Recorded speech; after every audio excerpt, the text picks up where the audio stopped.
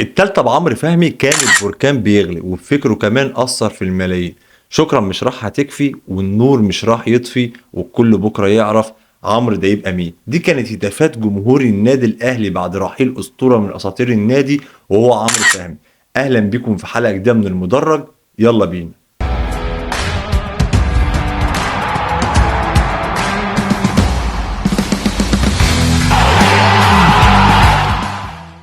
الاسم عمرو مصطفى مراد فهمي اتولد سنة 1983 لعائلة كروية جدا جدا.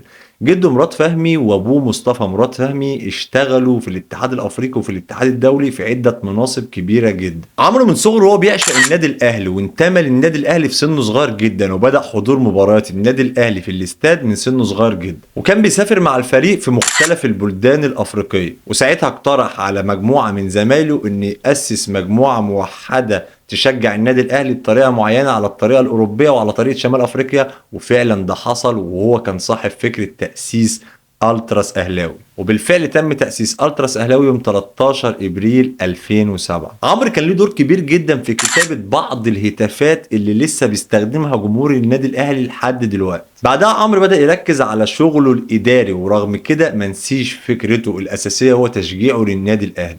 عمرو اساسا درس الاداره الرياضيه وحصل على شهاده الماجستير في الاداره الرياضيه من احدى الجامعات الاوروبيه. وفي سنه 2007 اللي هي سنه تاسيس التراس اهلاوي قدر يكون مدير بطوله كاس افريقيا للمحليين. وفضل عمرو ماشي بخطى ثابته كويسه جدا لحد ما كان ضمن اعضاء تنظيم كاس العالم للشباب 2013، وكان هو مدير التنظيمي لبطوله كاس افريقيا 2015 اللي اتلعبت في غينيا الاستوائيه اللي فاز بيها ساحل العاج. وفي 2016 كان من ضمن المنظمين للالعاب الاولمبيه اللي اتقامت في ريو دي جانيرو. وبعد كل ده سنه 2017 قرر احمد رئيس الاتحاد الافريقي تعيين عمرو فهمي سكرتيرا للاتحاد الافريقي سنه 2017، وبعدها بتتم اقالته علشان خاطر عمرو فهمي اتهم احمد رئيس الاتحاد الافريقي انه بيتقاضى رشاوي ساعتها. وطلع قبل كده عمرو فهمي في لقاء تلفزيوني قال ان الاتحاد الافريقي كان بيتقاضى رشاوي علشان خاطر يجامل انديه المغرب في البطولات الافريقيه. بعد كل ده قرر عمرو فهمي انه يخوض سباق رئاسه الاتحاد الافريقي، وقال انه هيترشح للاتحاد الافريقي،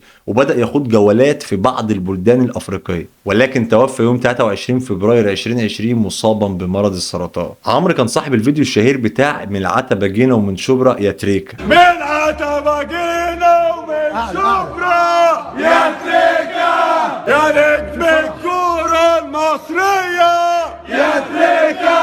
عمرو طلع في لقاء تلفزيوني قال مش علشان انا باخد راتب كبير من الاتحاد الافريقي انا هسكت على الفساد. عمرو لما لبس بدله واشتغل في الاتحاد الافريقي برضه كان بيشجع الاهلي وما بطلش تشجيع الاهلي طول عمره، وكان بيسانده كمان من المدرج. عمرو لما مات بعض من جماهير العالم ساندته زي جماهير فرايبورج الالماني في مباراه فريقه قصاد بروسيا دورتموند، وجماهير ريد ستار بلجراد الصربي في مباراه ليه في الدوري الصربي. رحم الله الزعيم عمرو فهمي الاسطوره اهلاويه بجد اللي توفى عن عمر 36 سنه. بجد دي كان اسطوره اهلاويه، كان ممكن يبقى حاجه كبيره جدا في مجال الاداره الرياضيه، لكن وفاته المنيه في سن صغير عن عمر 36 سنه. ما تنساش تدعوا له في الكومنتات وتكتب رايك عن الحلقه في الكومنتات وتدعمنا بلايك وشير. وده كان كلامنا عن عمرو فهمي النهارده، وانتظروا المزيد من الحلقات الفتره اللي جايه. انا ابراهيم الفخراني، السلام عليكم.